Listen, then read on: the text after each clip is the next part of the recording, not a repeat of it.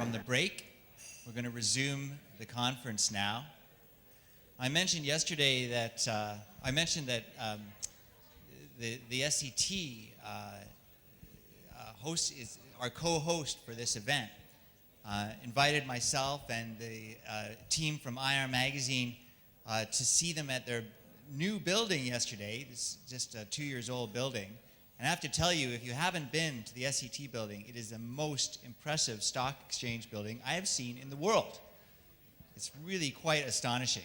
And I've, of course, go regularly to the New York Stock Exchange and to the NASDAQ, the two biggest markets in the world, and they are nothing compared to the SET building. Really quite amazing. Let's go on now to our next session. This is going to be kind of very interesting, I think. This is going to be a presentation, a quick half-hour kind of executive briefing on cybersecurity. And this is something that really affects companies of all types, and investor relations really needs to be involved in knowing what is the risk management behind a company's approach and strategy towards cybersecurity. It's something that investors are increasingly caring about, whether a company is retail or finance or any other type of industry. And to do this, let me invite now Jeannie Ong to come up and join me. Jeannie, will you come up? And I'm going to introduce you. Jeannie is a most wonderful investor relations veteran. She's here. Come around this way here. No worries. Oh, you can squeeze through. Okay. Jeannie is now Chief Strategic Partnership Officer for StarHub in Singapore. And it's a position she's had since mid-2015. It's a C-level position that also covers corporate communications, investor relations, corporate sustainability. So here's an example of an IRO who has moved up into the C-suite. Jeannie first joined StarHub in 2001 as head of corporate communications and investor relations, helped take the company public in 2004. And in investor relations, Jeannie was recognized as the best IR officer in Southeast Asia 3 years in a row, 2012, 2013, and 2014 by IR Magazine. Made it to the Global Top 50 in 2014.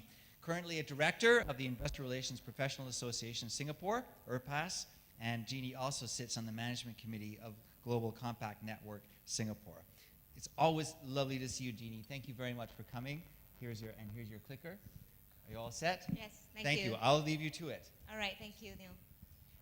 Hi, I actually don't want to stand on top of the stage because I think it's like a giant looking down, and you are all my peers, and I'd rather be among you. But Neil, you cannot say no to Neil when she said, no, you have to stand on top of the stage. Right. It's a privilege to be here. I'm not winning any awards this year. Some of those who congratulate me. No. But it's always nice to attend IR conference to share as well as to learn from one another. Okay.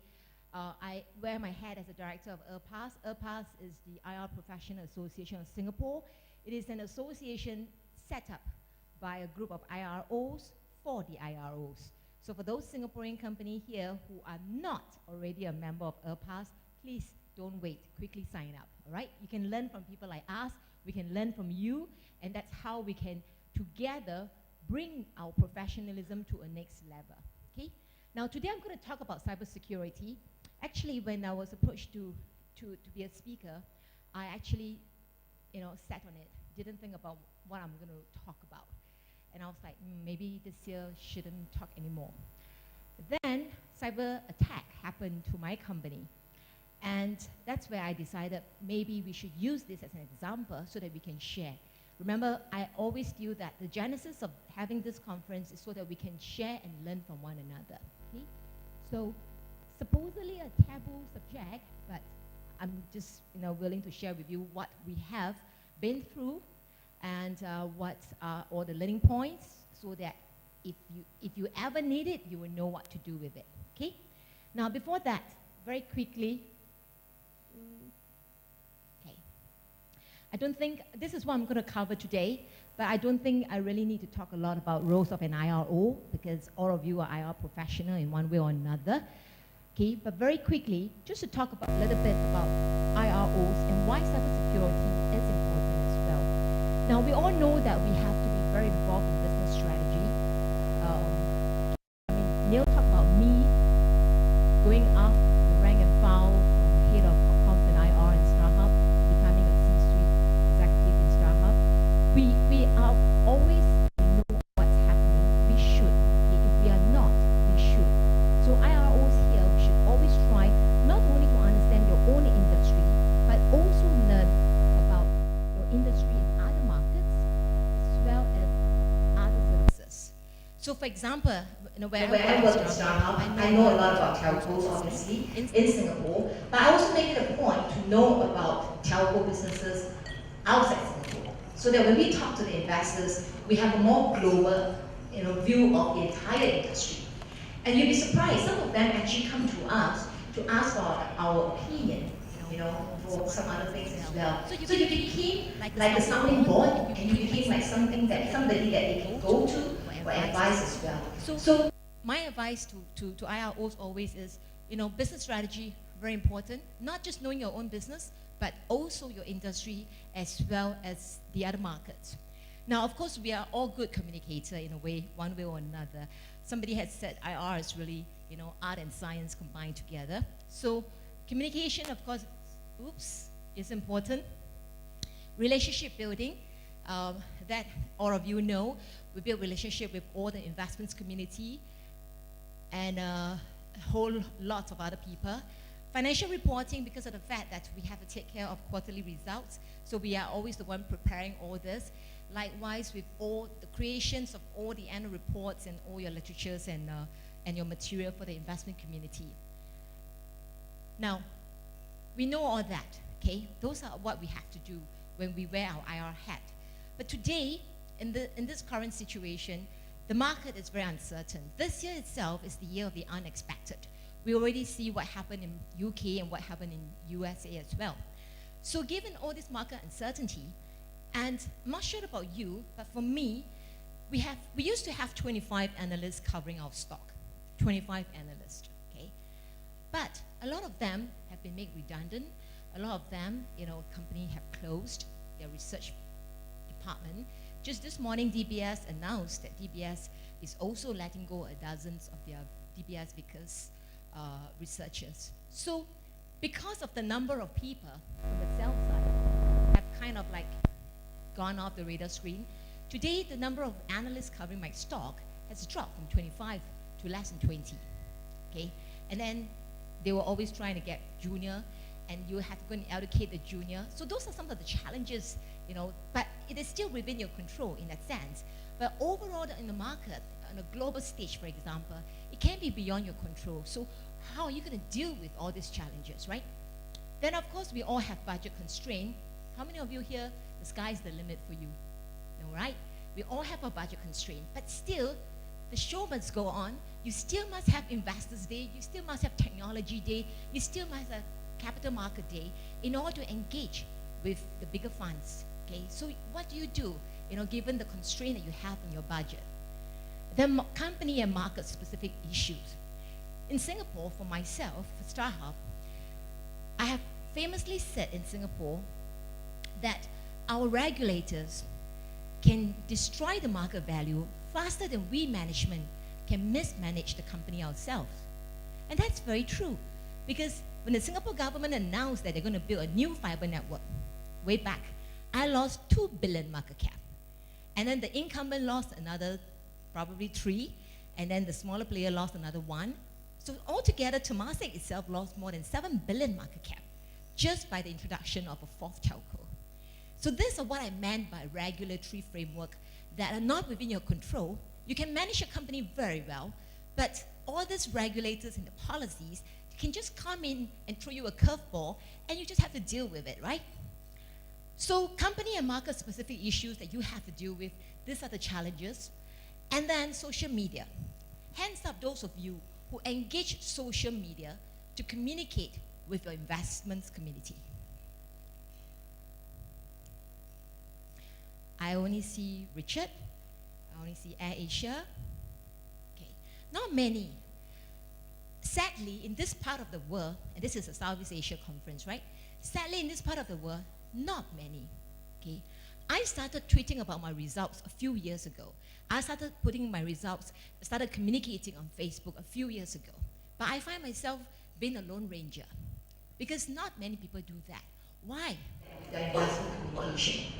And the US securities have already announced that the US companies now can use social media for their corporate disclosure. Even Bloomberg also have tweet, right? Bloomberg has tweets already on all their Bloomberg information services. So what are you waiting for? Okay. But of course, social media brings about its own challenges. Okay. Of course, it's just like technology also brings about its own challenges, right? So it's how we're going to deal with it. And of course, integrated reporting. Okay, I have to plug a bit for StarHub. We're the highest ranking Singaporean company in the Corporate Knights top 100 global most sustainable companies in the world. We're ranked number 8. Very proud of this because for a small company like us and for a young teenager, we're only 16 years old, to be able to do that, we think it's very humbling an experience. But that only pushed us to go towards integrated reporting. We haven't gone full-fledged to integrated reporting. We're still learning to see how we're going to do it. Okay. So these are all the challenges that I personally face, and I'm quite sure in your own, in your own business, you probably face the same as well.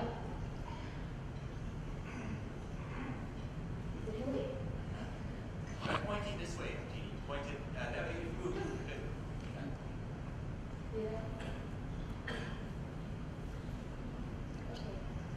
Right. Now I'm going to talk a bit about technology. Okay. Is it good or bad? Okay. IR platforms. Today there are a lot of online platforms that we can use to help us. Okay. I mentioned about sell-side analysts. The number of sell-side analysts covering my stock has dropped from 25 to less than 20 now. So what do? You have to learn to be less dependent on the sell-side brokers. You have to take control in that sense. So there are a lot of online applications that you can use right now to go and do targeting, to do your new investors targeting, for example. Okay, I'm quite sure many of you are like me, trying to find new stream of investors to invest in our stock. Okay, so plenty of all that out there. Virtual meets. Okay, I may be a telco, I may have broadband, the fastest in the world and all that. And I'll be the first to say we did a lot of webcasts, we did a lot of video conferencing, we do. And we still continue to do that. But of course, nothing beats face-to-face, and most fund managers will tell you that jolly well come to New York and Boston to meet us rather than do a teleconferencing with us, for example.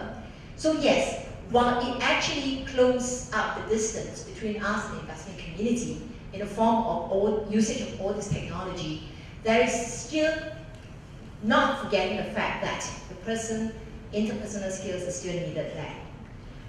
IR websites, I mentioned a lot about that as well earlier on indeed. Now, but when we use technology, we also open up our networks to cyber attack.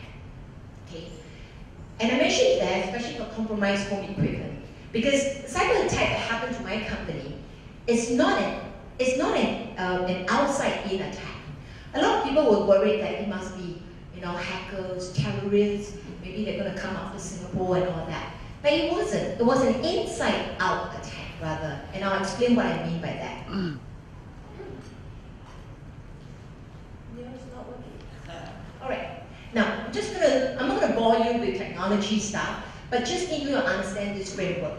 DNS there means it is a database that actually helps to convert websites into digits that the machine can read and then put it into the website that you go and surf. So it's like irmagazine.com, the database will convert it into a digit for the machine, and then after that, when you type it there, you get to see the website. Okay, so this is DNS. Now, and actually it affects home broadband. Okay, we had two DDoS attacks on our network, and this is not moving again. Okay. And I'll talk about this. On 22nd of October, which is not too long ago, we had our first DDoS attack. DDoS attack means that there is a flood of traffics that come, and attack your network, and it clogs up your network. And then at the same time, it makes all those legitimate requests became redundant because it clogs up your network, right? So we had a DDoS attack on our network, which only affected some broadband customers. But you know, in today's day and time is such that you cannot live without your internet. So even though there was only some broadband households were affected, it didn't affect the other parts of our business. It's only our home broadband that were affected. But of course, you know, hotlines got jammed up, social media, everybody posts all the negative things, you know. But the other parts of the business, thankfully for us, the enterprise and the mobile, which is the bigger part of our revenue contributor, the right-hand side is totally safe. It's only the home broadband that was being attacked at the time. And at the same time, I have to reiterate this, it's not every household that were attacked. There goes my hearing. And it's not also, a long duration. It was more intermediately. And then, it happened at 10:05 p.m., okay? And you note a similarity later because the other attack also happened at 10 plus for some strange reason. So what we did was, we resolved it from 10:05 to 12:15, took us about 130 minutes. And what we did was, we rebooted our whole system. We blocked the connections of those we found compromising kind of IP addresses, and we put up the whole thing, and matter was solved. Okay? Show you the timeline, next slide. So you see 10:05 when the attack happened, and then less than an hour, we put out the social media. Okay? We put out the social media post, and at the same time, we quickly advised the regulator. So we did all that. When we put out the social media post, we also sent a blast to the investment community, just so they know. Because the investment community do not like surprises. So what we did was we proactively sent an email, cover everybody to tell them that we have a DDoS attack. But it only affected our home broadband, and it's not the entire home broadband. Okay? Then, when it was resolved, we issued a second social media update. And when we issued the second social media update, we also informed the media, the mainstream media, as well as the investment community. And then at 2 o'clock, we issued a third one to kind of tell everybody, okay, this is done. Next slide. Then on 24th, came in, horn us again at 10:25 p.m. Okay. Again, it is only the home broadband that will be affected.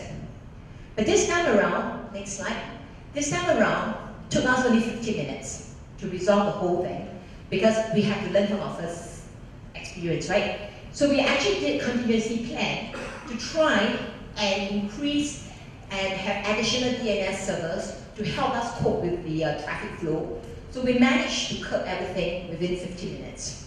Next slide. So again, within half an hour or less than half an hour, we issue our first social media update. When I say social media update and regulators, I also mean the investment community and the mainstream media. Okay? Then we added the DNS capacity at 10:52. Not good enough, we added some more. Finally, at 11:20, everything is back to normal. And then we issue at 1:25 a.m. the second update to inform everybody that things are fine. Okay, so 22nd and 24th October, 2 DDoS attack on us. Then what we did was, the next slide, on the 26th, we had a press conference where we invited media and the analysts as well. Okay. Internally, it was a struggle. I was the one who said, we need to have a press conference. My CTO, of course, he's a CTO, networks comes under his care. The CTO is the one who said, no, the more you talk about it, the worse it will be. You know, if you're going to tell people how well you have done, you're going to tempt those people to come and attack you more. But if you don't tell, you know, people may not know so much. So to him, the less said, the better. But to me, there is a need to go out there and communicate because we need to win back that credibility. Okay, for me, it is reputation and it is the credibility that we need to win back. And also, to me, it's because we already more or less know what's the reason, and we should go out there and educate the public. Okay, so my CEO and my board supported me. So the CTO and myself, the two of us, faced the music. We called for a media conference. The analysts and the media turned up, and of course it was broadcasted and everything else. But the main thing that we want to take away from all this and we want to tell people is this. The reason why we had this DDoS attack, and like I said, it's an inside-out rather than an outside-in attack, is because we have 500,000 of households in Singapore as our customers. And this household, when they buy equipment, like for example, your webcam recorder, your security device, okay, some of them buy from third party, some of them buy from some illegal ways, and they don't change their password. So when you don't change your password, you are making yourself very vulnerable to all this attack. So what happened is, we identified some households that have all this what we call compromised equipment at home. And we began to talk to them, to let them know. And some of them were like genuinely didn't realize that they're supposed to change their password when they buy all this equipment, for example. And that's when they realized that, oh, okay, cybersecurity is not just government's problem, not just internet service providers' problem or telco's problem, but your own personal responsibility. Okay? So that was the message that we wanted to bring across to the mainstream media to get them to help us to tell the public that they need to make sure that they are personally responsible for all this. And increasingly, because Singapore is going to be a smart nation, okay, Singapore already boasts the world's fastest 4G speed, best home broadband speed. Okay? So we will be opening up ourselves to more technology attack and misadventure if we don't watch it. So the press conference was important, okay? And it did help us. The next slide. Here, sorry. Next slide, don't mind. Where it mentioned here about cyber threat needs urgent board level oversight. The first highlighted reads, this is a wake-up call for listed Singapore company that cybersecurity is a major boardroom issue, okay? And the response has to be formulated at a strategic level. On the other bubble there, it says that due to the nature of the business it is in, StarHub has one of the best cyber defenses in Singapore and was easily able to ward off the attack. But the question is, what would happen if this same attack pattern is used against any other Singapore company? Okay. So, by virtue of the fact that this is written by Business Times Amit, a veteran technology media, the very fact that he wrote that, okay, goes to show, those of you who are in comms and PR, you will know, if you have a press conference and reporter write like that for you, you know that your job is safe. Okay? And then, the fact remains that I achieved my objective, what I wanted to do with the media conference that we have had. But at the same time, on the 28th, because the press conference was 26th, on the 28th, we filed a police report, okay, as advised by lawyers and everything else, and the regulators also told us to do so. We filed a police report. And then you realize that it's not just the regulators that regulate your business that are interested in such thing. In Singapore, we also have a cybersecurity agency. Okay, and remember I told you about how Singapore wants to be the smart nation? So the cybersecurity agency was very, in our language, kanjiong, means very anxious. They were like, oh dear, better go and find out more. So when we visited the household, we identified a few households for them to go and visit. Together with the police, I actually felt very bad for the customer because imagine opening a door, you have the police, you have the cybersecurity agencies authority, you have the regulators authorities, you have the telco there. Yeah. And all because you bought a webcam recorder and you didn't change your password. Okay. But the idea then is that it actually helped to let a lot of listed companies realize that you really got to make sure that if your board is not already taking care of risk management, for example, you really need to look into this. We already have a sustainability and risk management board in my company, and we do cover cybersecurity, of course. And especially because on the 21st of October, the day before the first attack, there was one major DDoS attack in the US. So those customers who were on Netflix, Google, PayPal, they couldn't do a lot of things because that was under attack. It was a major DDoS attack in the US. And of course, the police are investigating this to try and see whether this is a byproduct of the bigger attack in the US. Okay? And that I will not speculate because the police are still investigating on the bigger scheme. But at least we identify the root cause of this attack to be the compromised household equipment that our customers have. Okay, next slide. So, as IROs, your role during a crisis is important. Unless, of course, you have a department that handles all the communications and you only have to deal with investment community. But even then, okay, for me, like I said, it was lucky in the sense that it only affected our home broadband customer. If it affected the entire business, then of course I suppose the investors would be more anxious. But because it was only home broadband and only a small number of people, so to the investors it's like it's okay, it's BAU. Yeah. So in fact, when we update some of the investors, they were like, oh, okay, so we're not worried about this, Jeannie. We're not concerned if you cut your dividend. Okay. But still, as an IRO, I personally feel that we need to be proactive and making sure that there are no surprises, because investors do not like surprises. And the last thing they want is to read a newspaper or find out from somebody that your company is under cyber attack. If it comes from you, at least it's more palatable to them. Okay, so make sure that your board of directors recognize that this is important.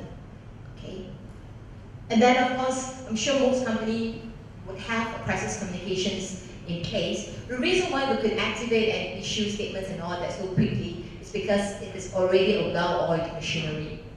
Okay, we do frequent rehearsals so that everybody know what they're supposed to do, which is why even at 1, 2 o'clock in the morning, things still function. We of course been in the business ourselves, so naturally we invest in cybersecurity solutions. Okay, but the point that you need to take note of is this: you always got to make sure that you communicate to all the stakeholders. During peacetime, it's easy, but during crisis, that's where it shows what you are made up of. So communicate. I don't believe in over communication, really, because it is better to manage. Okay, manage. We always say that our job is to really hope for the best, but be prepared for the worst, right? So you always got to make sure that you do not surprise investors. Yeah, and then of course we have already conducted our post-mortem to fine-tune the plans and the processes. So that is my sharing with you today. I hope that will help you, in your own crisis communications as well as in your own role in your company. Thank you. Jeannie, thank you so much. That was extremely interesting. Aren't we lucky to be working in a field of professional communicators? Imagine if you were at a conference of, say, engineers and having to listen to engineers speak. Instead, we have professional veteran communicators like Jeannie, and that was as much a lesson in cybersecurity as it was how to give a really good speech. It's very good. Thank you, Jeannie. It was an excellent presentation.